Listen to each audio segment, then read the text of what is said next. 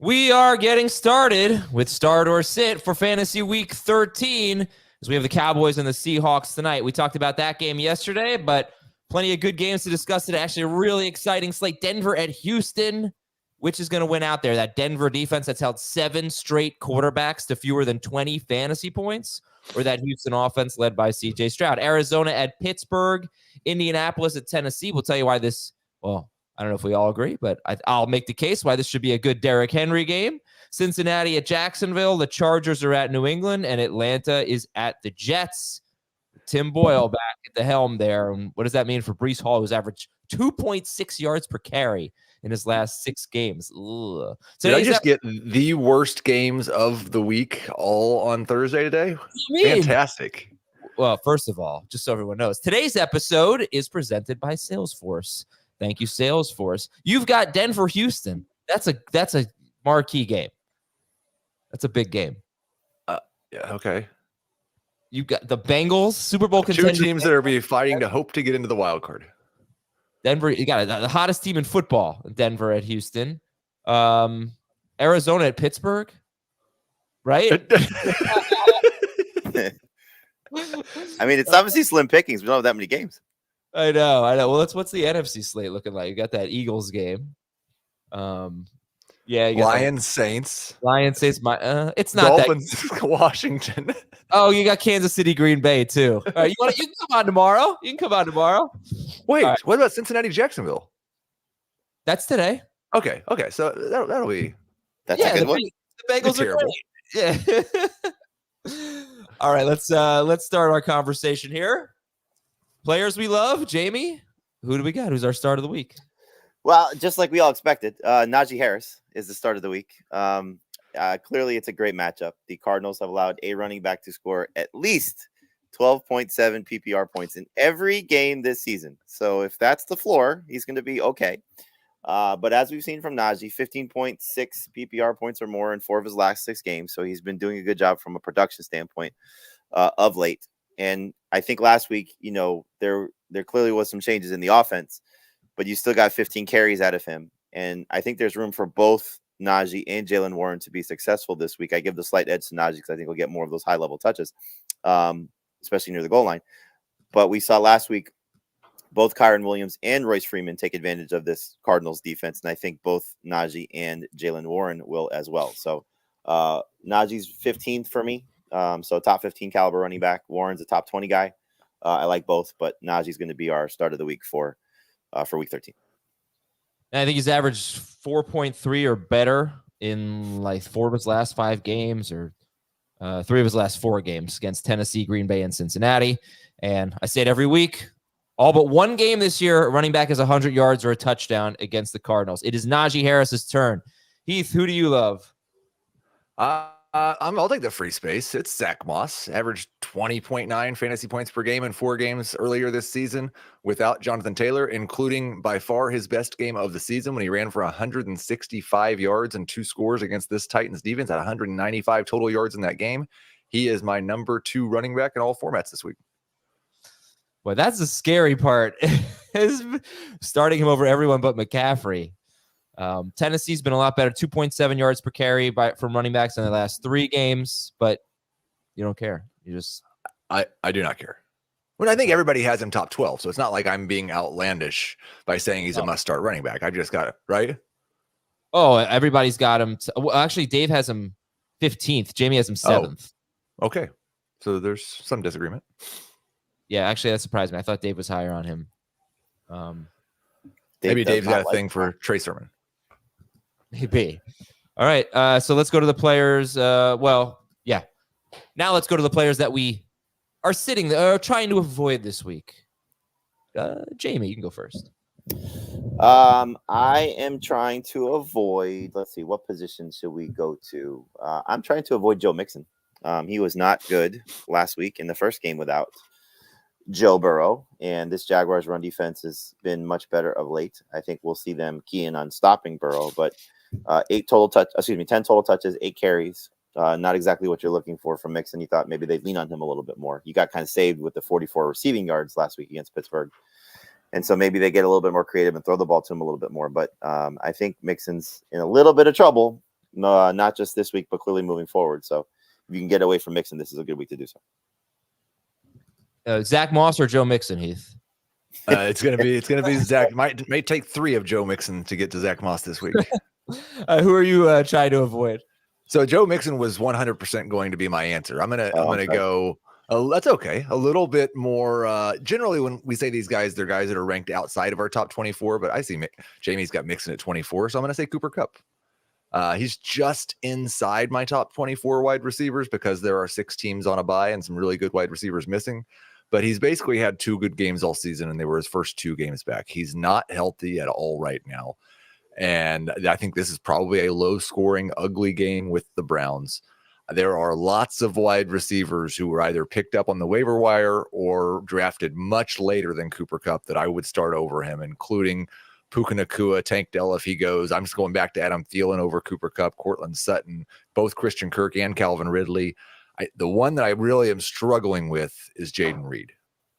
Oh, and I'm tempted. Okay. Is Jaden Reed your highest ranked Packers receiver? Yes. So how much, we'll have a better sense when we do the show tomorrow, but how much will the Browns injuries factor into your Cooper Kupp ranking so far? 1 practice, no Myles Garrett, no Denzel Ward, no Juan Thornhill, one of their safeties. How much is that going to factor into Kupp and Nacua, I guess? Very little.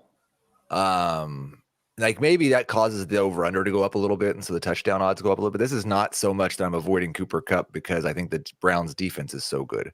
It's because he's not healthy, and it's because the Browns' offense is so bad that I think it'd be very easy for the Rams to go run heavy in this game. Okay.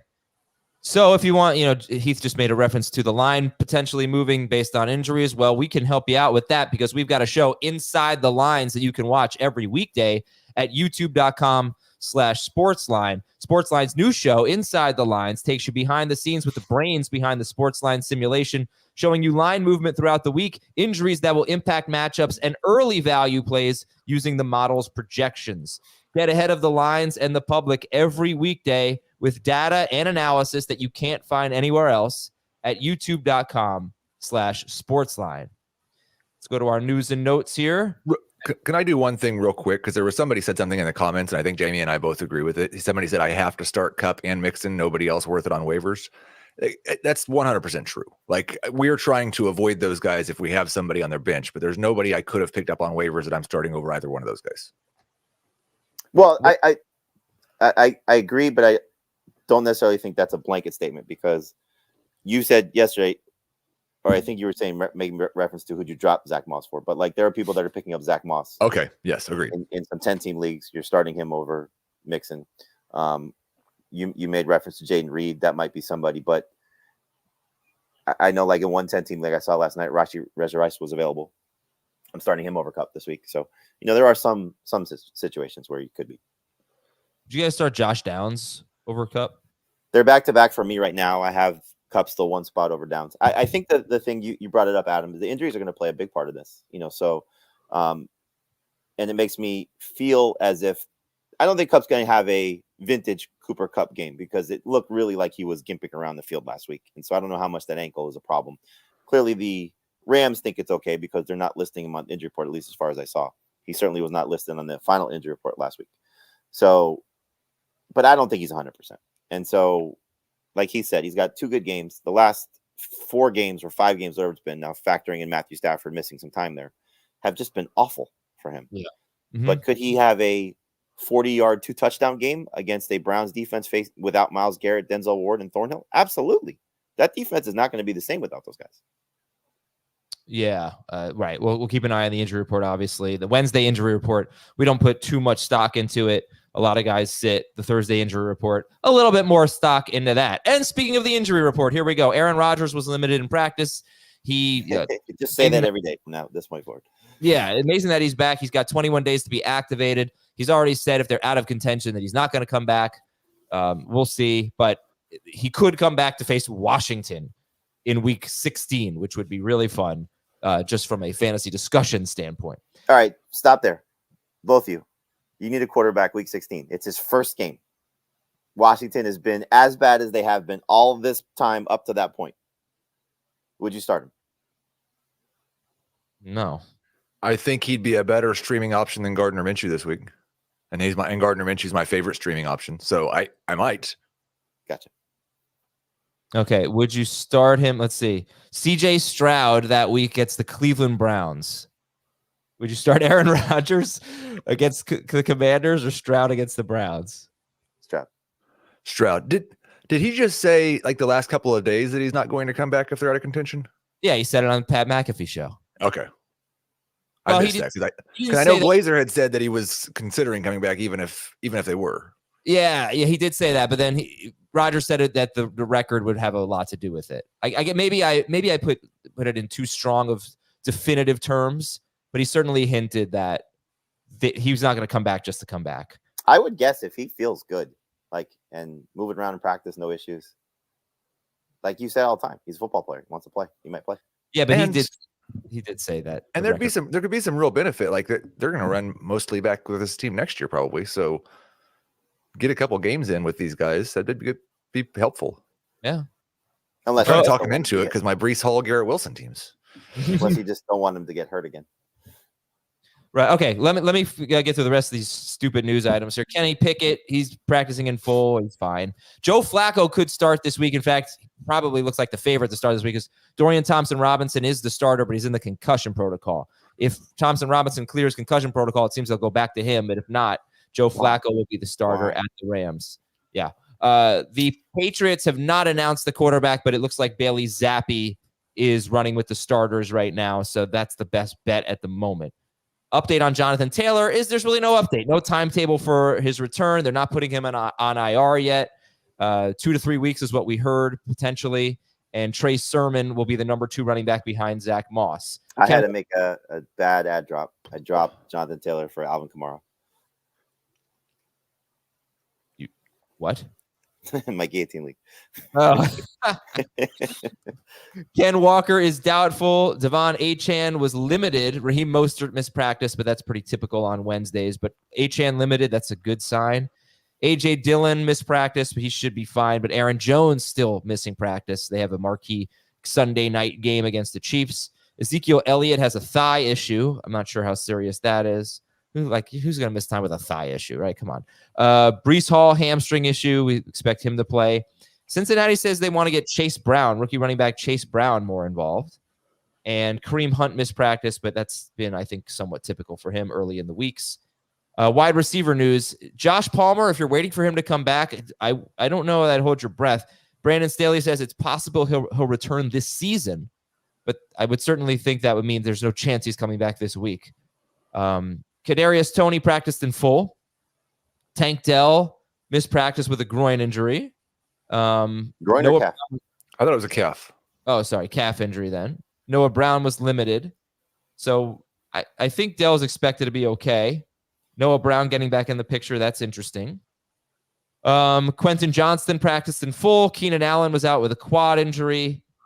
Marquise Brown and Michael Wilson missed practice. Jaden Reed missed. Yeah, the ones that matter. Demario Douglas. Jerry Jeudy missed practice, but Sean Payton said he expects him to play. Chris Olave was limited. That's a good sign. Rashid Shaheed missed practice. Somebody asked me if they should start Tyler Lockett or Chris Olave with terrible waiver wire options. I think that's a tough call, but if he practices again today, which he probably will if he was limited yesterday, I feel like I would gamble on Olave. Do they have the ability to make a waiver claim without dropping Lockett? Yeah, I think so, but it was really like garbage options. Well, I mean, I would assume at worst case scenario, Keith Kirkwood is available. And so if there's no Shaheed and there's no Olave, obviously I would prefer A.T. Perry, but Kirkwood's going to play. So desperation. All right. And Tyreek Hill missed practice, but that's probably nothing. Dallas Goedert missed practice. He's trying to play this week. Did not practice Wednesday. Trey McBride missed practice with a groin injury. That's one to probably keep an eye on, but I don't remember him leaving the game. Dalton Schultz missed practice. He should be okay. Greg Dulcich on IR. He worked on the side this week. They are at Houston this week. On the offensive line. Just real quick on Tank, that was a calf. And I don't know at what point we made this switch to correct it, but in our database, he is now officially tanked out. I saw that. Good. Thank goodness. Big news. Yes. Offensive line, Lane Johnson expects to play. Teron Armstead was limited. He's supposed to be week to week. He got in a limited session. Detroit guard Jonah Jackson was limited in practice. He missed last week's game. Colts center Ryan Kelly practiced in full. He missed last week's game. Cleveland right guard Wyatt Teller missed practice. Houston left guard Titus Howard is out for the season. Big defensive news. Linebacker Nick Bolton for the Chiefs. He is off. He can be activated off IR anytime in the next 3 weeks. He's back at practice. Fletcher Cox and Zach Cunningham missed practice. For the Eagles, I expect Cox to play. Came back in the game last week. Minkah Fitzpatrick looks like he's going to come back for the Steelers this week. Bad news for Kyler. The Saints are really beat up. Really beat up. We know Lattimore's out. Marcus May and Cameron Jordan both missed practice. So that would really change the matchup for the Lions.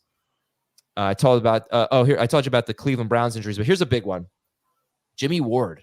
He missed practice again. He starts the week with a missed practice for the Texans, starting safety for the Texans. They have been much worse the last 3 games against the pass without Jimmy Ward. So we'll keep an eye on that one. And Blake Grupe. You got to be cautious with Blake Grupe. He's on the injury report. You see these situations where a kicker gets hurt.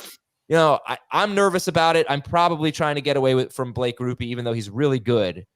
We'll see if he practices in full. You can take that one up to Sunday, but keep an eye on that. The boring injury updates are over. Hopefully helpful for you. We'll be right back with one question for each game after this.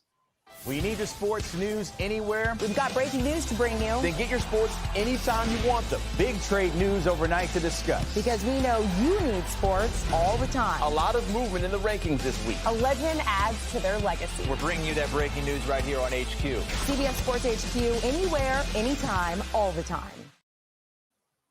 Yeah, if you're watching on YouTube, you just saw a CBS Sports HQ promo. If you're listening, then you didn't see it and or hear it. But you should be watching CBS Sports HQ. It's really tremendous. Everybody does such a great job, and constant 24/7 sports updates, highlights, the way that we grew up watching sports highlight shows, the way to really learn about sports, not just the 2 or 3 major storylines that get the talking heads talk about all day. So watch CBS Sports HQ. It's free and it's always on, and it's on the CBS Sports app. You can watch it on your smartphone, on your phone, on your TV, whatever, your Roku, Apple TV, whatever it is. All right, one question for each game. Denver's at Houston. Start or sit Devin Singletary in this beautiful matchup? I think given the week and the matchup and the workload that he's getting, I dare say he's a must-start guy. Yeah, he's a number 2 running back. I think he's right in that Steelers running back range. I believe I've got him at RB20. 82% of the snaps last week. I know he only had 6 carries, but they barely ran the ball. But he had 6 catches against the Jaguars and the Broncos. In addition to giving up the most points to running backs, 5.78 yards per carry to running backs. They also give up the 7th most receiving yards per game to running backs. Arizona's at Pittsburgh. Do you like any wide receivers in this game? No.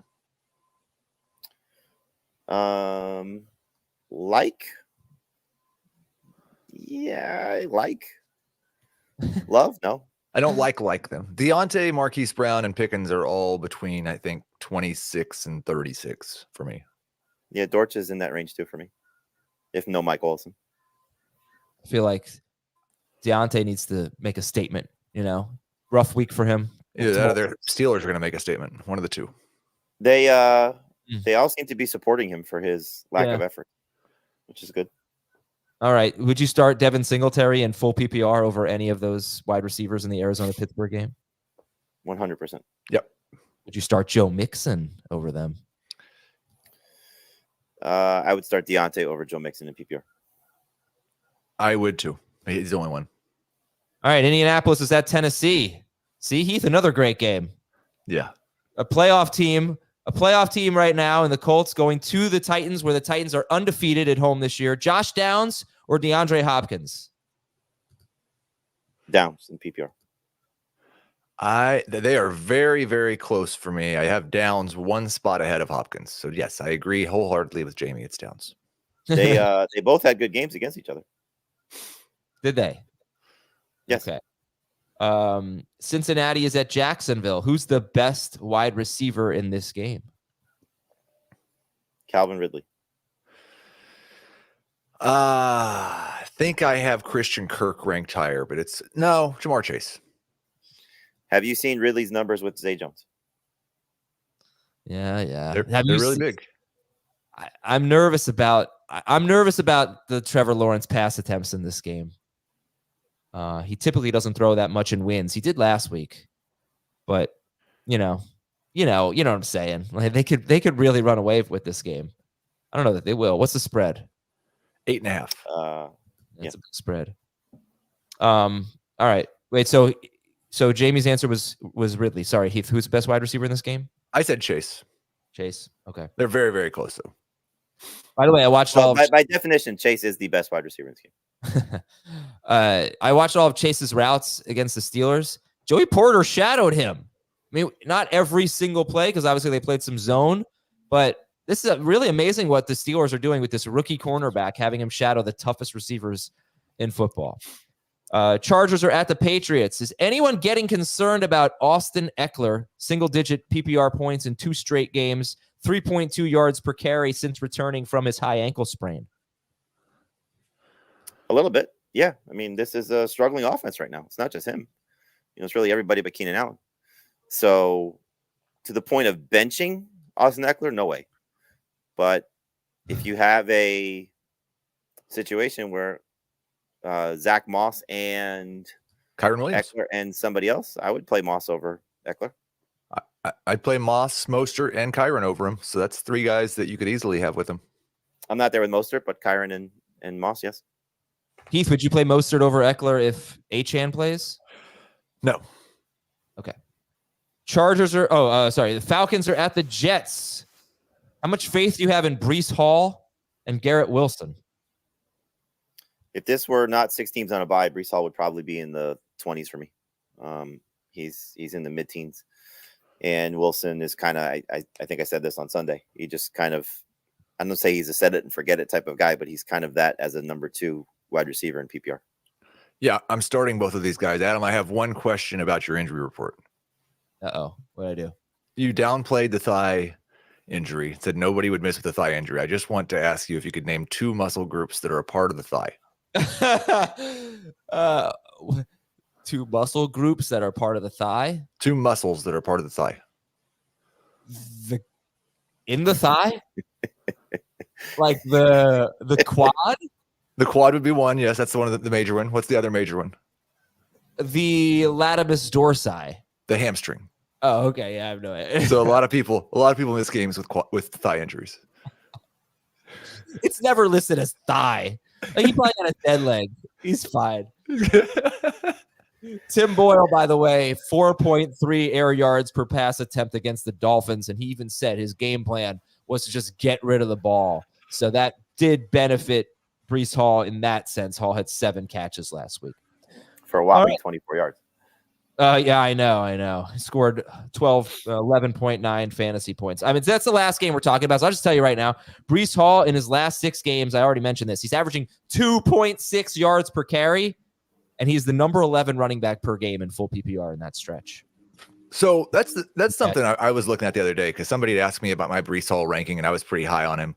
But if a guy is averaging 2.6 yards per carry over his last 6 games and still somehow averaging 4.6 yards per carry for the season and 5.1 yards per carry for his career, what'd you say, Adam?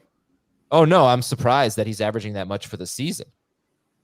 It just shows like how many big plays he had early in the year and how many big plays he had last year, and he hasn't hit one for a few weeks, but he's not going to be consistently picking up 3 to 5 yards for sure, but he could still go for 80 at any point. That's very true. This is also, we're 12 weeks into the season, 13 weeks into the season, 12 weeks worth of info that the Falcons have yet to allow running back to score a touchdown. So on a bad team, when you're looking at the way he's been running, there's not a lot to love about Breece Hall this week. Yeah, they haven't allowed a rushing touchdown to a running back, the Falcons. However, it's very clear when you look at their game log, their last 4 games, their run defense is worse, considerably worse without Grady Jarrett. So, for sure. We'll see. It'll be interesting. We'll move on after this, but when you look at Breece Hall's season, if he continues to struggle, what's the ACL argument going to be? Because it doesn't really make any sense. Like, he was making all these big plays early in the year, week 1, remember, against the Bills. But now later in the year, he's struggling. I don't know if the ACL has anything to do with it or if it's just coincidence. No, but I referenced this at the beginning of the season. Like, I think going back to, I forget which player, so which year it was with the ACL tears, like almost all their numbers were down. And I wonder like how much you could break down each individual player of this situation was injury related versus this situation was team related versus this situation was tough matchups throughout the course of the season, as you referenced with a few players, not necessarily related to this, but like you're talking about Rachaad White, for example, how many tough matchups he had, so how many scenarios like unfolded like that. But it's just it has not been tough matchups for him. That's what I'm saying. Like, there's clearly a lot of singling out players in this regard, like how many did Adrian Peterson just have the easiest of matchups in the season that he came back from his ACL and everything just fell into place? His offensive line was healthy. His quarterback play was healthy. Look at everything Breece Hall is working against. Yeah. Oh, yeah. All right. Well, let's talk about a good game here. Denver and Houston. Also, just looked up where the latimus dorsi is. Definitely not in the thigh. Denver and Houston. Heath is like not. I don't think Heath really buys this as a good game. I mean, it's fine, but we're selling it as a good game, and it's two teams that are currently not in the playoffs. I mean, that's true, but Denver's the hottest team in the NFL. So they are. I mean, they're beating good teams. They're what have they won 6 in a row? Like they won 5 in a row. 5 in a row. All right. So generally speaking, I think he still has a little bit of resentment toward the Broncos, maybe for holding. I have been the biggest Russell Wilson cheerleader this season. I would love to see that, by the way. Me in a cheerleader costume cheering for Russell Wilson? Yeah. RUSS. All right. Anyway, which unit do you think wins here? The Houston offense or the Denver defense? I'm going to trust the Houston offense. I'm certainly not benching any of their top players, and I think we're starting to get a group of 4 that are relatively safe, certainly this week. So Stroud, I mean, look, Heath said Gardner Minshew as a streamer. No chance you're starting Gardner Minshew over Stroud, So if you had Stroud and somebody else, like I have a league where I have Trevor Lawrence and CJ Stroud. I like Lawrence slightly better, so I'm going to play him over Stroud this week. Purdy, I like a little bit better than Stroud this week. But I think you just kind of stick with what he's been able to do. He's been awesome at home. So that's something to factor into. He's been very good in his own building. And then you look at Tank Dell, as long as he's healthy, Nico Collins, as long as he's healthy. I don't worry about Noah Brown coming back because we saw what those two guys were capable of doing before Noah Brown's little 2-game breakout performance when Nico was out. So you're starting those two guys. You're most likely starting Schultz. I guess there's 5. And at this point, you're starting Devin Singletary. So as good as this Broncos defense has been of late in various degrees, mostly against opposing quarterbacks, there's still a lot to love about what the situation is for CJ Stroud. So I don't think that this is a team to run away from based on this defense. Okay.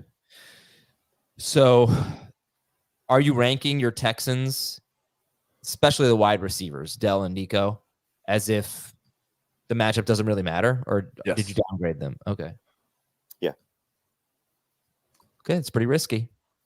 They're both top 12. Let me see who's behind them. Jamar Chase, Cooper Kupp. I get it. They've been amazing. Just, man, the Broncos are so good. Here are some of the receivers: Devontae Adams, Garrett Wilson, Stephon Diggs, Jordan Addison, Amari Cooper with Dorian Thompson-Robinson. 66 or fewer yards, no touchdowns for any of them. They're just so good, but I don't really know what to say here. They are that good. I understand you have to start the Texans because the Texans have been that good on offense, especially Tank Dell. So that's cool. 6 teams on a bye. Like, there's just not that many people we're actually going to say to sit this week. So you like the Texans receivers better than the top 2 anyway, better than the Jaguars receivers? I do. I currently have Nico 1 spot ahead of Ridley. I may switch that, and Ridley may move ahead of Nico. But other than that, like Tank Dell to me is almost an automatic at this point. Even if he struggles, like I'm not gonna really panic so much. And just looking at it, the recent performances for the Broncos, it's really one combination of great quarterback and great wide receiver that they've shut down.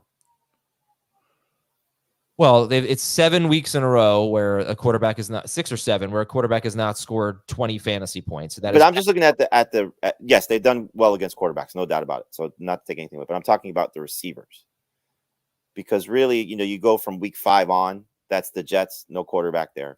That's the Chiefs, no receiver there. That's the Packers. You know what those guys have been, and they did get 2 touchdowns from their young guys in Reed and Dobbs. The Chiefs again, no receiver. This is the one I think that if you want to say that you could point to good quarterback, good receiver is Josh Allen and Stephon Diggs. Then it's Jordan Addison. I don't know if he qualifies yet with Dobbs. And then you mentioned it, Cooper and their quarterback situation. Like they haven't faced something like this. Great quarterback, great receiver consistently. No, few teams do, I guess, but fair point. Stephon Diggs had 3 catches for 34 yards. All right, so you guys are in on the Texans. What about Dalton Schultz, though? The Broncos do give up the most fantasy points to tight ends, I believe. They've allowed 50 yards or a touchdown to a tight end in 8 of 11 games. We've got Schultz, who has 3 targets in his last 2 games. Low-end starter. Yeah, I mean, if this was prior to last week, where he was just completely irrelevant, even with just the poor game against the Cardinals where he scored a touchdown, I think we probably would look at him maybe as a top 5 guy. Right. Yeah. Just knowing the matchup. Yeah. Plus, like I said, I don't know if Noah Brown's going to play this week, but we have not seen Dalton Schultz in the last 2 months, basically, with everyone healthy. Someone has missed or has gotten hurt in every game for the last, I think, 8 weeks. So that's been the good stretch for Schultz. Was last week the first game without Kareem Jackson too? I believe so, right? I don't know. No, Kareem Jackson's missed plenty of games this year. No. I'm saying in this recent stretch. The current suspension? This was I think so, yeah. So, Dalton Schultz or Jake Ferguson tonight? Schultz. Schultz. All right, if anybody has any questions, fire away. How about this one? Charbonnet or Singletary? We're going to get to the Broncos in a minute. Sorry. Charbonnet or Singletary? Singletary easily for me. I've got Charbonnet, I think 1 or 2 spots higher. Singletary or Javonte Williams against Singletary. Arguably the best run defense in football? Singletary. You love to say that. It's amazing, but they are really good against the run. They're not great against running backs in the passing game, though. Maybe Javonte can make it up there. 8th most receiving yards per game allowed by the Texans. That's Samaje. I mean, P. Ryan had 1 catch last week. But no, I mean, P. Ryan plays on 3rd down, and Javonte does not. But the Broncos throw to their running backs all the time. So I wonder if that'll be a big part of Javonte Williams' game this week. Heath, Jamie, you also have Singletary ahead of Javonte? Oh, yeah. Javonte is I think I have a couple guys in my top 24. 3 guys in particular that I know stand out to me that I don't love. Javonte is 1, Charbonnet is 1, and Mixon is 1. I can't find better players than them to get in my top 24. He's getting the work. 18 or more carries in 3 of his last 4 games, 3 or more catches in 4 of his last 5 games. So what is it that you don't like about Javonte Williams, guys? They don't get rushing touchdowns from their backs. Certainly him, yet to score 1 this season. And you've seen it now that the work in the passing game, which was sort of carrying him. I know last week was a little bit better, but 2 games ago was awful against Minnesota. So it's a similar type of defense. I just don't think he's going to have a great game. Okay. Yeah, he hasn't done anything. I know the touches have been there, but he hasn't done anything that would justify ranking him much higher than this. Yeah, he hasn't had any big plays, really. I think his longest run is 21 yards, averaging 3.8 yards per carry. Sorry for Schaefer. He just put up a Javonte Williams graphic, but I think we're moving on from Javonte Williams. Last question, actually, on Javonte. Would you start him over Joe Mixon? 1 spot ahead for me. I have him 2 spots ahead. And how about Russell Wilson this week? Start or sit? Start him. I think he'll be in that 18 to 20 point range, which could make him a top 5 guy this week, but I think more top 10. But yeah, he's look, you know what you're getting. You're getting a guy that's going to be right around 200 yards or less. You're getting a guy that's hopefully going to get you multiple touchdowns, limited turnovers. I'd like to see him get back to running the ball a little bit more. That's kind of disappeared the last few weeks. But we've seen some vulnerabilities in this Texan secondary, certainly last week for sure. So hopefully Russell Wilson takes advantage of it. I think it's gonna be a shootout. I really do. I think it's gonna be a fun game, and we see both these offenses show up and perform well, mostly from a passing perspective. Man, do the Broncos ever get into a shootout? Really, that would be something. They're so conservative. They're so boring. They're so boring. Russell Wilson, by the way, so the Texans have allowed 22 or more points to 4 straight quarterbacks: Mayfield, Burrow, Kyler, and Trevor Lawrence. Courtland Sutton. How do we feel about Courtland Sutton this week? Start him. Must start receiver. SMU kid. So, from the state, grew up. I forget the name of the city. Starts with a B. It's halfway between Houston and Austin. So I'm going to guess he has some family members there for this game. Austin as well. Austin. It starts with a B. He's from Boston. Yes. Good reference. What's the movie again? Boston, Massachusetts. That's Road Trip. Road Trip, right? Another Amy Smart movie. You love Amy Smart. Yeah, there you go. So he played them last year. 7 catches, 122 yards. It was in Denver. So there's some familiarity, at least with some of the personnel there. But I think you kind of know what you're getting. You're getting a receiver that's going to be touchdown dependent to a certain extent. He's scored in 5 of his last 6. You like it when the targets are up. That happened 3 games ago where he had a 10-target game.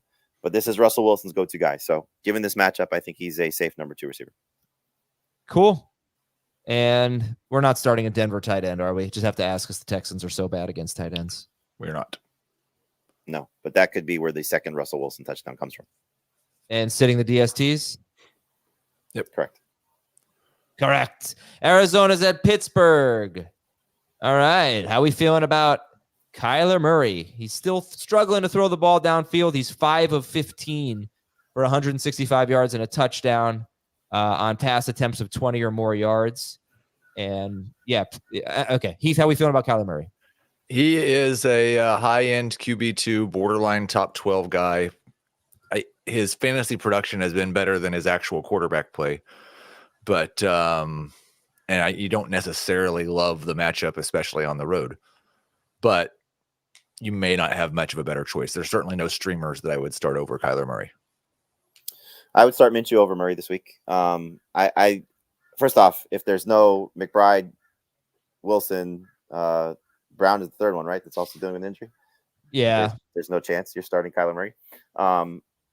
The other part of this is, like he said, is his fantasy production has been better than his real life production. He's got a rushing touchdown in 3 straight games.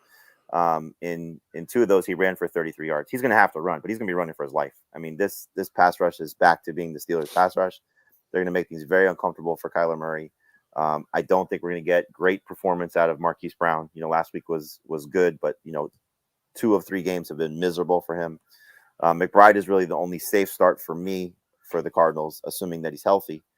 And then I just look at what Greg Dortch has done when he's had 4 or more targets. It's been very consistent production. So he's going to play if Michael Wilson's out. So he qualifies as a borderline number 3 receiver. I would still take the upside of Marquise Brown over Dortch if that's comes into question. But I don't love the situation for this passing game at all for Kyler. I think he's going to have to score 2 rushing touchdowns to be a good fantasy quarterback this week.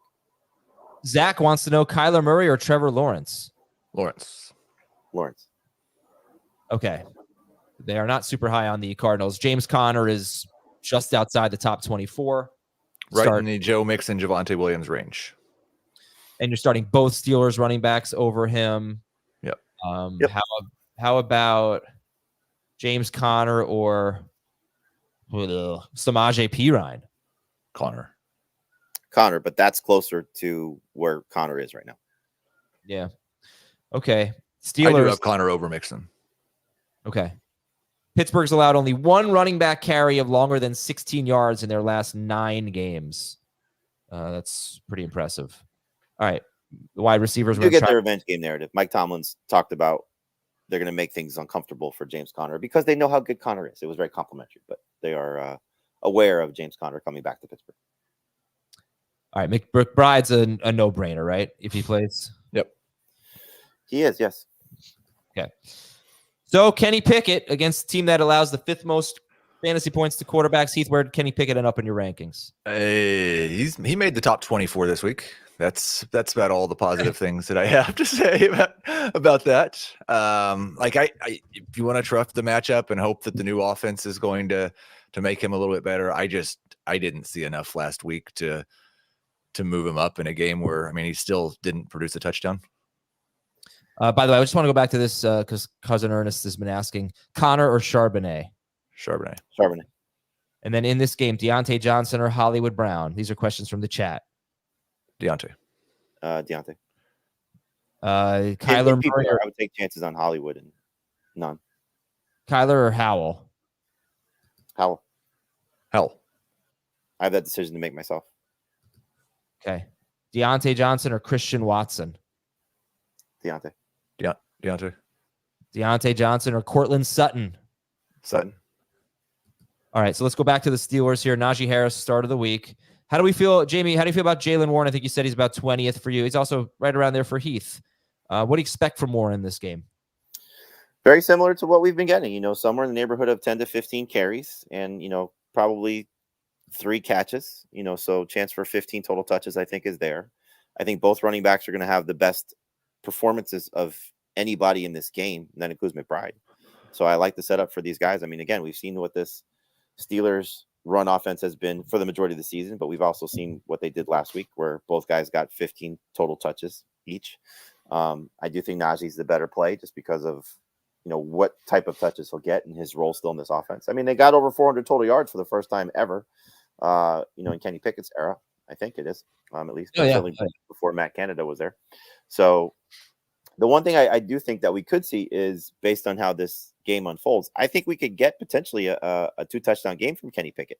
I know that's rare to say, but would not surprise me if we get a Pat Freiermuth touchdown and then a touchdown to somebody else, maybe one of the wide receivers. But this is a bad defense on the road against a team that I think is going to start to surge a little bit in the Steelers.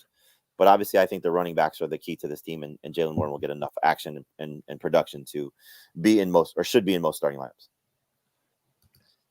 All right. So if Kenny Pickett has a 2-touchdown game, you need to throw the magic 8 ball in the trash, and you need to just ask Jamie every week, because that would be a much better call than anything the magic 8 ball has done with Gabe Davis. It's been pretty good with Gabe Davis. It's been pretty good, but Kenny Pickett has won 2-touchdown game this season and has not thrown a touchdown pass since November the 2nd. Yeah, it's been and just one since October the 8th. Like, this would be one of the greatest calls we've had on FFT. You always say the word "the" in between the month and day. Is that like October the 8th, November the 2nd, or is that just you were being theatrical? I don't know. I didn't even think about it. What's today's date, Heath?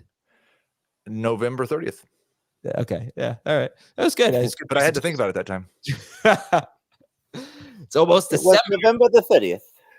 All right. Sorry. Back to this game. Where the hell were we? Deontay Johnson and George Pickens. All right. Let's do some Deontay Johnson. Deontay Johnson or the inconsistent, frustrating Deebo Samuel? Deebo. DeAndre Hopkins or Deontay Johnson? What a rude way to describe him. Yeah. and comparing him to the consistent Deontay Johnson. I didn't say he was consistent. I just, Well, I mean, you put one in context over the other. DeAndre Hopkins or Deontay Johnson? I'll take Hopkins. I've got Johnson just barely. Rashee Rice or Deontay? Right. Rashee. How much, real quick, because we'll get to this game tomorrow. No McKinnon, no Tony, no Hardman last week. If those 3 guys play, or 2 of them play, how much is that going to influence your Mecole Hardman, or sorry, your Rashee Rice? I'm just, and I think a lot of people are in this position, just hopeful that the switch flipped last week. And Dan and I talked about this on the Tuesday show. I think he talked about it on the box score on Monday, Adam. It was that back shoulder throw down the left sideline that I just like that's a high trust throw. And it's not the type of throw that Mahomes has made to Rashee Rice. So I'm hopeful that those guys don't really matter, that it's just he's the number 1 wide receiver now. All right, I got to ask you about Pat Freiermuth, top waiver wire pickup here. Jamie has him 6th. Heath has him 11th and Dave 5th. So, Heath, you have him behind Jake Ferguson, behind Juwan Johnson? Both Saints guys? Well, I've got Juwan Johnson top 10 if there's no Chris Olave or Rashid Shaheed. So yes, and the Pat Freiermuth thing is that like he was 18-20 last week, and it was one incredibly good game, but it was against the best or second best or third best matchup for tight ends. This hasn't been quite that for the season. So with the fact that we're talking about a quarterback who's thrown one touchdown pass in his last 7 games, I don't have a very high touchdown projection for Pat Freiermuth. So it's just a little bit of caution, but I'm probably starting him. I would say take everything he said about Rice and apply it to Freiermuth. Yeah. Like they finally just got something out of a change, and how do you go away from that? And, I know Heath was, I know I was, I don't want to speak for Dave or you, Adam, but like we were hoping that this was going to be a Pat Freiermuth breakout season. And is it now finally like, okay, that's on the table? Because you see, we target him, he produces those seam throws for a quarterback that's a little bit concerned to throw over the middle. If it's designed right, they're easier throws, and that's what we saw a couple of those from Pickett to Freiermuth. And so this is where I think it comes into play for Freiermuth and the touchdown potential is that's what we've seen from the tight ends against this team. Tyler Higbee, who couldn't catch a touchdown to save his life, scores 2 last week against this defense. They've given up touchdowns to tight ends, not consistently, but consistently enough that you can say there's a chance here. So I think that's where Freiermuth comes into play. I don't think he's going for what he did last week, but I do think that there's an opportunity here for him to relive some of his red zone magic like we saw in his rookie campaign, scored 2 touchdowns in 2 of his first 4 games this year from Pickett. So there's a chance here, I think, for them to feature him a little bit in the red zone if they get there. I hope it doesn't come at the expense of Najee Harris, but I do think that Freiermuth will have an opportunity here to he may be the 2 touchdowns from Kenny Pickett. Okay, so we got to go a little bit faster here. We'll do that after this break. Pittsburgh's DST is 3rd. Pat Freiermuth, by the way, he did have 5 games last year with 75 or more yards. He followed those up with 22, 12, 57, 39, and 33 yards. So he does have a history of big games. He had 120, though, last week. Also, I should mention 12 yards from last year. He followed up one of those big games with 12 yards. He left that game with an injury. But he's been pretty up and down. But let's hope it is the start of something here. So he is a starter, a higher-end starter for Jamie, but still a starter for Dave, Jamie, and Heath. We will take a break. We've got Indianapolis at Tennessee. Is this going to be a Derrick Henry game? We'll tell you when we come back on Fantasy Football Today.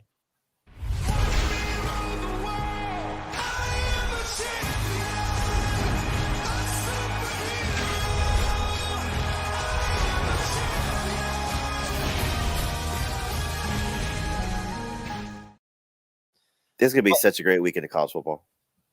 Oh, yes, it is. Very fired up for that. Except I think the ACC. What game are you looking forward to the most? The Oregon, Washington. Yes. Got to see how Michael Penix looks. Got to do some scouting. Okay, anyway, the stat of the game for Indianapolis, Tennessee. I'm going to let Jamie take it here. It just how everything, I think, sets up nicely for Derrick Henry, right? It is, yeah. Going back to last week, now it's 7 of 8 games where they've either been within 7 points or winning the game, 7-point loss or winning the game, 16.2 PPR points or more for him. So, look, there's a chance here. I think you just got to hope that he falls in the end zone because I don't think he's going to run for a ton of yards. Just haven't seen that from him recently, but he could score twice. It would not be surprising, as we've seen from him. So. Still a must-start running back. I've kind of gone a little bit up and down with him in the rankings. I started with him as a top 12 guy. He's outside that now, but he's got that potential just based on this game flow, game script, however you want to define it for how the season has gone. I mean, basically it's this. He's great when he gets a lot of carries. He gets a lot of carries when they win or are in a very close game. They are 4-0 at home. What that's worth. They're at home in this game. They're 1-point underdogs. But you have him 19th and Heath has him 18th, so it's not super high. Although really everybody in front of him, pretty much everybody in front of him looks like a good start this week. I can't really, argue too much. I see Heath like Charbonnet and Brian Robinson over Henry. Maybe you could quibble there. But yeah, I don't know. And that's just a PPR thing because those guys might catch 5 or 6 passes. Okay. So half PPR, would you take Henry over those guys? Don't think Brian Robinson's catching 5 or 6 passes with Gibson there. Okay. Sorry, I think we got a little skip there. All right. So Henry is a low end, mid-range number 2. Mid-range number 2. Look, you have Derrick Henry unless you got some really good, Zach, like he said, Zach Moss, where you're most likely starting Derrick Henry. Okay. So Hopkins and Downs are number 3 receivers. Zach Moss, we've already talked about. Yeah, should be great. Tennessee has gotten better against the run. They are giving up production in the passing game, though. It's like about a month ago we were saying, oh, man, their pass defense hasn't been so bad, but their run defense has been surprisingly bad. Now everything is flipped. They're back to being a good run defense and a really bad pass defense here. So Michael Pittman is, amazing. And Downs, 13 targets last week. He's got some upside, but he's not quite cracking the top 24. That's what I think the interesting part of this game is can you buy into these quarterbacks with 6 quarterbacks on a bye, given what their potential could be. Now, it's harder to trust Will Levis, clearly, because we've seen one amazing game and then a bunch of stinkers. But I would take Minshew in this question, Minshew or Jordan Love. I think Minshew's upside is a little bit higher given his matchup. And I know we haven't seen it that much. And look, Heath loves Zach Moss. I like Zach Moss, top 10 running back for me too. But if the run game stalls and it's more of a Gardner Minshew game, we could get one of these 3 touchdown, 2 interception, 2 fumble type of games for Gardner Minshew, and he falls backwards into a 20-point fantasy game. We just haven't seen that consistently. But you go back to before Jonathan Taylor was starting to get going a little bit, they were relying on him a little bit more. Look at that Cleveland game, for example, when I think they thought they couldn't run the ball to a lot of success. They came out with a huge play out of the gate, the big touchdown to Josh Downs in the opening drive. So they may have to rely a little bit more on Minshew in this matchup. And I wouldn't be surprised if he has a big game because the Titans have given up a lot of them to opposing quarterbacks. He's topped 18 fantasy points once all season is the real problem. Like Minshew's been so much better for the Colts and for Michael Pittman and for Josh Downs than he has been for anybody who started him in fantasy. But I agree he's the top streamer. I'm just not. I wouldn't start him over Love. I wouldn't start him over anybody that I can think of that you might have been starting. Okay. You wouldn't start him over Kyler? No. Jamie, you would, right? Yeah, and you say 18 points. Like, that's what the average is the Titans give up. 18 points is going to be a top 10 quarterback this week. We don't have enough good that's players. been his ceiling almost, though. Don't disagree. Listen, I'm not saying this is a 28-point game for Gardner Minshew. I think, shave 10 points off that. That's where he'll hopefully get to, if you're talking about a good game. Look, he was on his way to a good game last week, finished with 15 points. So it's not like we're talking about a world-beating quarterback here. But if you're just looking matchups right now, the matchup is better to throw against them than it is to run against them for the Titans. It is. Yeah, he's had a lot of tough matchups, but I'd say two very favorable matchups, 11.6 points at Jacksonville and 14.6 points against Tampa Bay. So it's hard to have a ton of faith. And didn't throw a touchdown against Tampa Bay too, which is alarming. So this isn't, oh my God, you have to start Gardner Minshew by no stretch. But we're talking about Jordan Love against the Chiefs. We know what that defense has been. And we're also talking about Kyler Murray against the Steelers. Like for me, I'm going to play matchups in that regard and hope that whereas those two guys, you could say playing better fantasy production wise, Jordan Love by far playing better. But I don't love that setup for Jordan Love against the Chiefs. And I certainly don't love the setup for Kyler Murray against the Steelers. All right. Is there anything else you guys? I don't know if you want to go into more detail on Josh Downs or DeAndre Hopkins. They're kind of the tougher calls in this game. Would you Cooper Kupp or I asked you that earlier. Sorry. Kupp over both. Kupp over both. Kupp over both, but slightly. They're back to back for me. Kupp one spot over Downs. Jamie, could you please ask that bird to keep it down? Thank you. Okay, and how about the Titans or the? I'm on a golf course, Adam. It's birdie. Oh, nice. The Colts DST starter sit. Dave loves them. I mean, he absolutely loves them.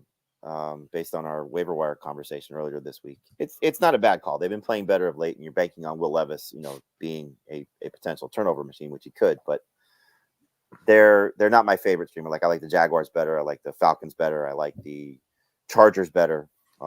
So they're in the mix. When he brought it up on Tuesday, I added them to the back end of the defenses to pick up. There's a lot. I mean, look, you're just at this point for this week, it's the perfect time to stream defenses with how many bad quarterbacks there are and how many available defenses that are out there.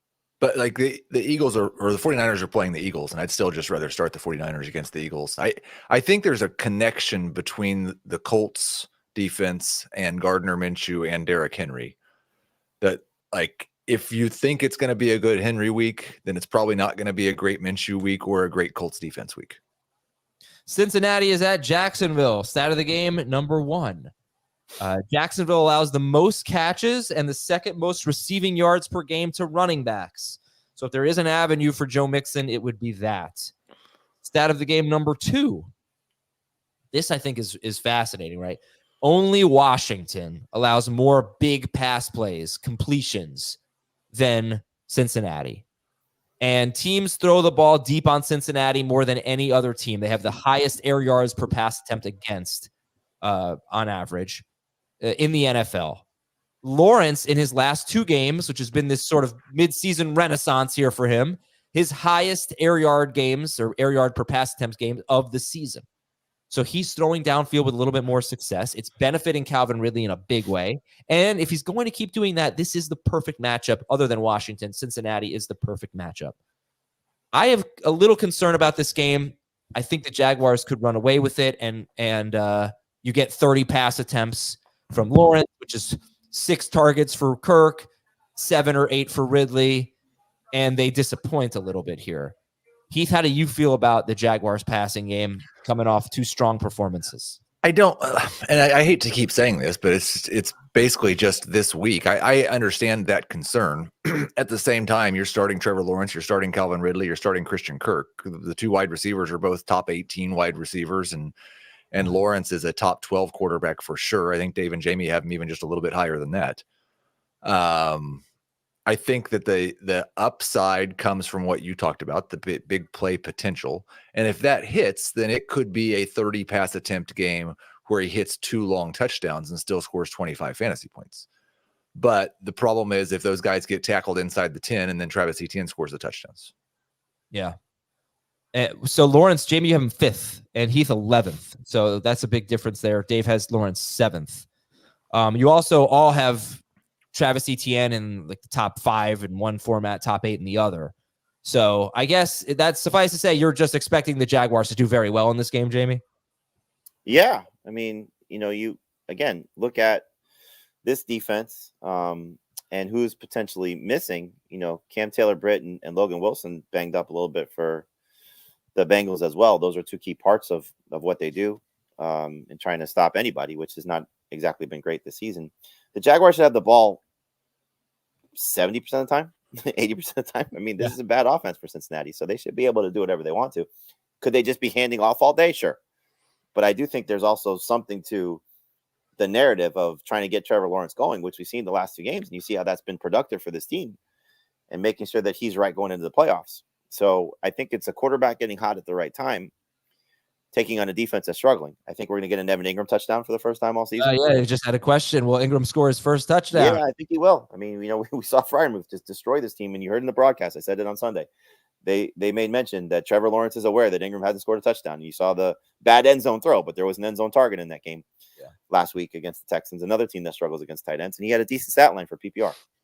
So I think this is a Trevor Lawrence game, and I think it's going to be Etienne still going to get his production. This is definitely a matchup that you don't run away from by any stretch. But I like the setup for Lawrence. I like what this offense has looked like when Zay Jones is on the field. It just changes everything for Calvin Ridley. Unfortunately, it changes some things in the negative for Christian Kirk, but not anything that you should be afraid of him. But I think you look at this defense, the way he's playing the last couple of games, Lawrence, I mean, and what this opportunity is. It's a show-off game. This is a primetime game against a struggling opponent in your building. I think we're going to get a big performance from Trevor Lawrence. You look at the rankings, and Kirk and Ridley are top 20 for everyone. Ingram is top 6. ETN is top 8. Lawrence, like I said, the graphic said 7th for Jamie. I thought he was 5th. I changed it this morning. Yeah, to 5th. Mm-hmm. 7th for Dave, 11th for Heath. But that sounds like a 30-plus point outburst for the Jacksonville Jaguars. If all of those guys are going to be must-starts. And maybe it's hard. It's not just the Joe Burrow thing, but this is a bad Bengals team. The defense has been terrible against the run all year and not good against the big plays in the passing game either.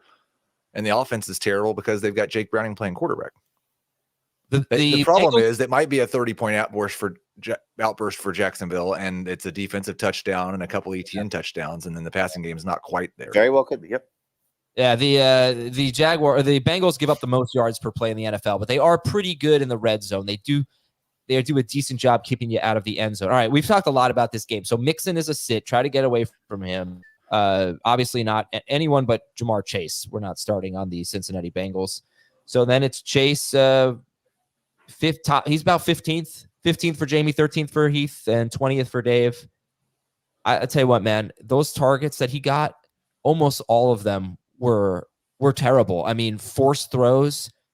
At least one was intercepted. Another one definitely should have been. A third one could have been. So he was just forcing the ball to Chase in traffic. He did have one nice play up the sideline where Chase made a good catch. It was like 26 yards.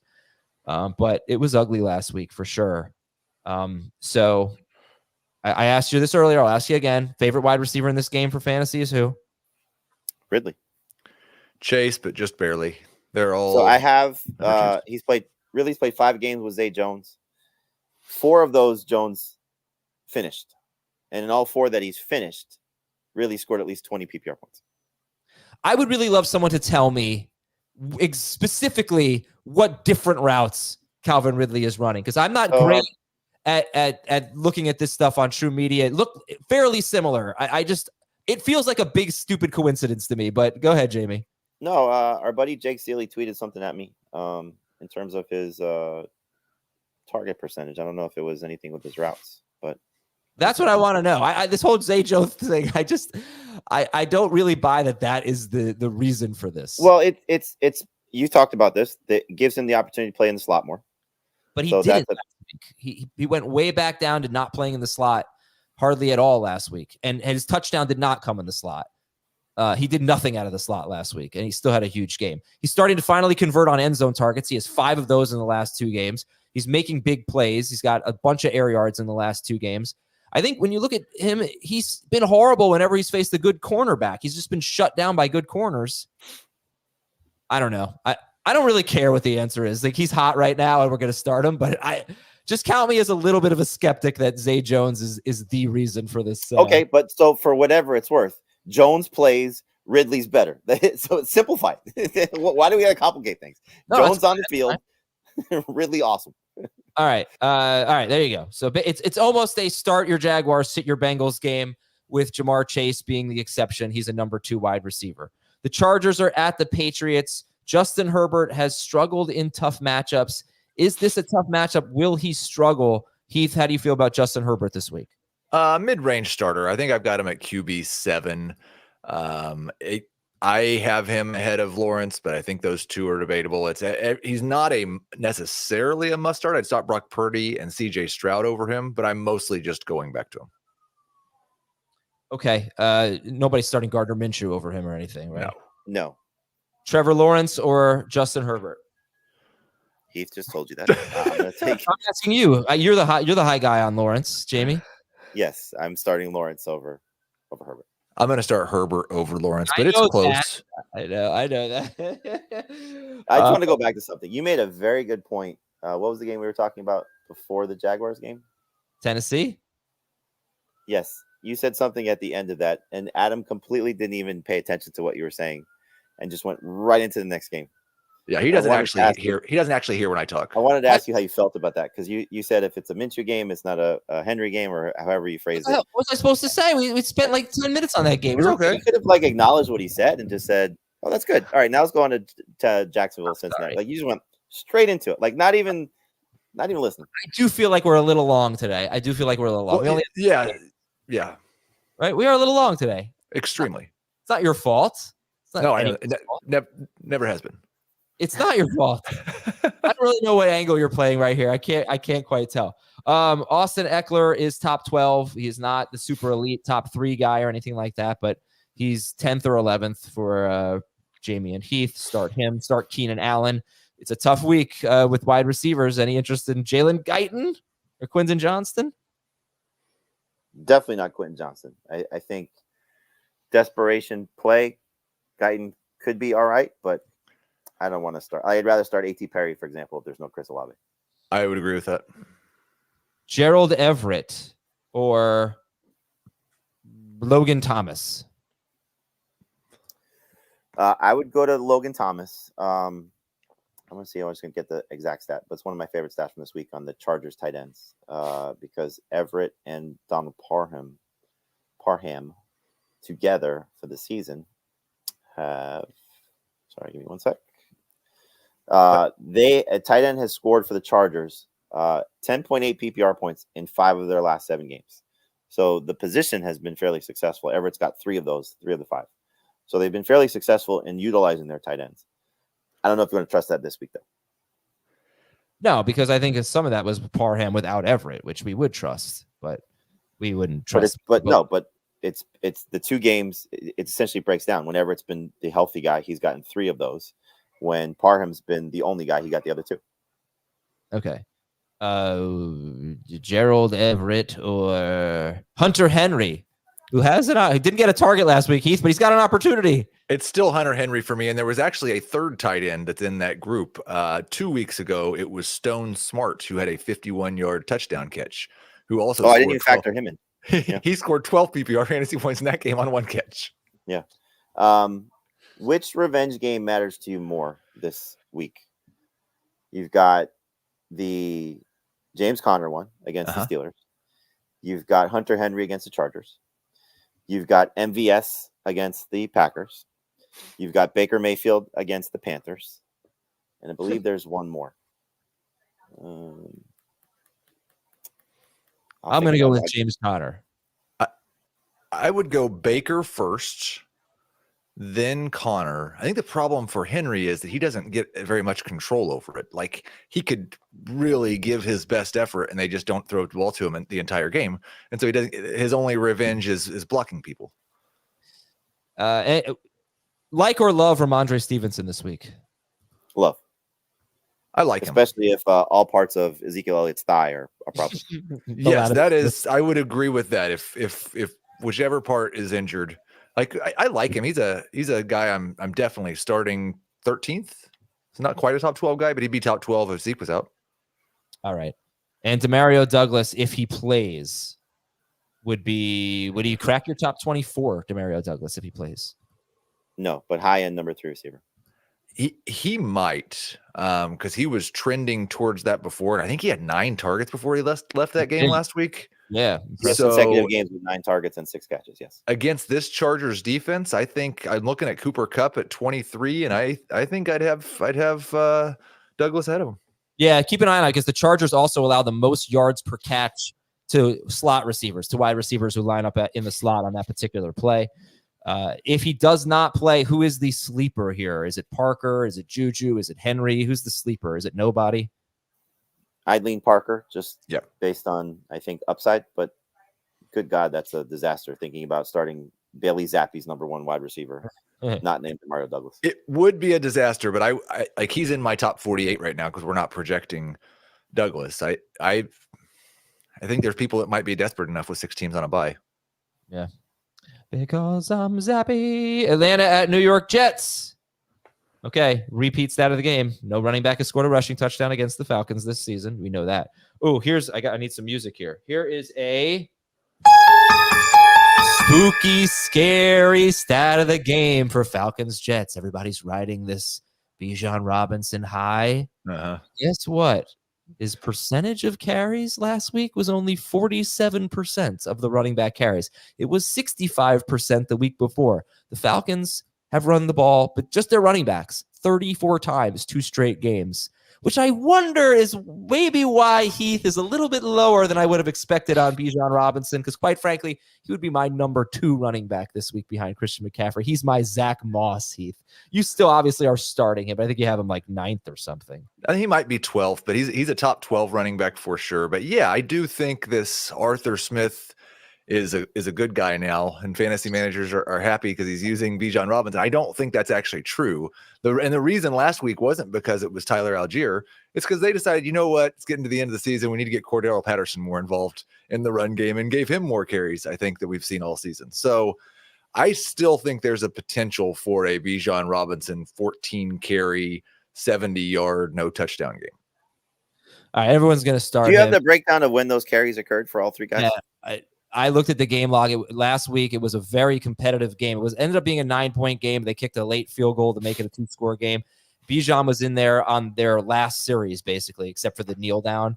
So I don't have a specific breakdown, but there was no garbage time or anything like that involved last week. The good thing is he's being used in the red zone now. In the green zone, he's scoring the touchdowns, so that at least is helpful for Bijan. What is this matchup like? I haven't really thought about the Jets as a defensive matchup, but against It's running good. backs, have they just been fine?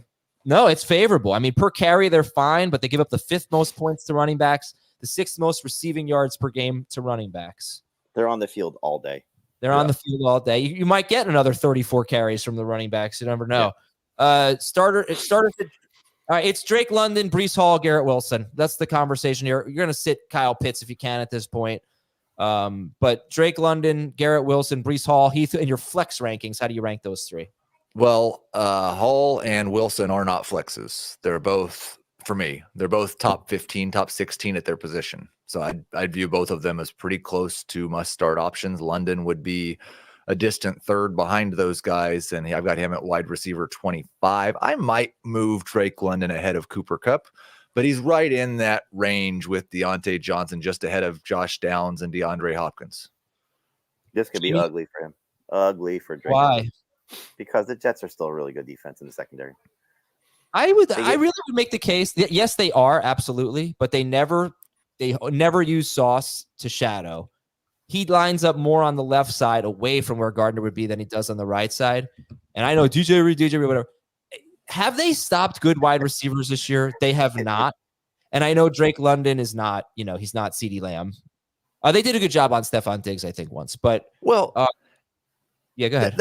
The other reason is because if this is a run it 35 times type of game and Bijan gets his 20 carries and there's still 15 carries for somebody else, like, I know it was a good game for Drake London last week, but it was still just 7 targets. 7 targets for him this season has been 5 for 50, 6 for 50, 3 for 28. All right, I'm not. You know what? I'm not going to argue. Sit him if you can. I agree. I'm not. I was trying to make a case. It's not worth my time. I think Garrett Wilson's more interesting to talk about here with Boyle. I mean, it was a horrible performance. I know he got 17 points. He got that late touchdown, but not very inspiring. Because Boyle threw 4 yards per attempt in the air, 4 yards per attempt. So pretty pathetic. But Heath said he's very confident. Heath has him as an easy start. Jamie, do you think Garrett Wilson's an easy start? I don't think he's ever an easy start with this quarterback situation, but I'll go back to what I said. He's kind of just a set it and forget it type of guy in PPR because you just kind of see, despite the bad quarterback play, despite the yards per attempt, despite the coverage, despite everything that's been working against him, he's found a way to be productive, whether it's going back to week 1 when he had to play defense to score a touchdown to week 2 when he had the big play against the Cowboys. Like, he's just a great player. And so sometimes great players overcome bad situations. That's what I'm hopeful for Jamar Chase as the rest of the season unfolds. Garrett Wilson's frustrated, he's pissed, he's upset, all those things. Like, you hear every comment after he's a game. How much more can I take of this? Like, it's annoying to have to perform. Like, how many times have you seen a Jets game? Hopefully not a lot, but how many times have you seen a Jets game where they show Garrett Wilson was open and he's running in the clear and there's no chance the quarterback has looked for him, whether it's Zach Wilson or Tim Boyle? It's just, that's what it is. He is doing everything he's supposed to do, and his quarterback play is hampering him. So I'm just starting him. And I almost feel like we really shouldn't, like, you can't penalize him for the quarterback play when he's had poor quarterback play all season long and he scores 15 fantasy points or more almost every single week. Yeah. No, who cares? Who cares how bad his quarterback play is? He's played with the worst quarterbacks in the NFL and scored 15 points almost every single week. Yeah, I would have faith in him with Zach Wilson. Tim Boyle, I think, is actually worse and refuses to throw the ball downfield, or at least he did in his first game, his first start. All right, I'll just read a few questions here. Amari Cooper or Drake London? Well, we don't know if Cooper's playing yet. If it's Flacco, it's Cooper easy for me. I would agree. If it's Flacco and Cooper, I'd go Cooper. If it's DTR, then I'd go London. Austin Eckler or the Lions running backs? Still Eckler. I would go Gibbs, Eckler, Montgomery. Puka Nacua or Breece Hall? Puka and PPR. I'm going to need to look that one up. They might have the same number of targets. I've got Breece in all formats. And start one. Bijan or sit one? Bijan, Pollard, Moss, Kyron Williams. Who you sitting? Bijan, Tony Pollard, Zach Moss, Kyron Williams. Pollard. And I don't need Adam to say great point. And Adam, transition king. Thank you. Vindication. Having the worst hair day of my life, though. I got to tell you. No, you've had many this season that were worse. This is terrible. Oh, well, boy. the fact that you keep messing with it because it caught my eye, that you're just terrible. bringing more attention to it. If you just God. let it go, nobody would know. Look at this. Is the worst hair. I look keep pulling it up to not make it go anywhere. It doesn't really help your cause. I look like I'm balding. Just horrible. All right. We'll just leave it at that. Look at this pathetic thing on my head. Goodbye, everybody. We'll talk to you tomorrow with the NFC home games. Have a wonderful Wednesday. See ya.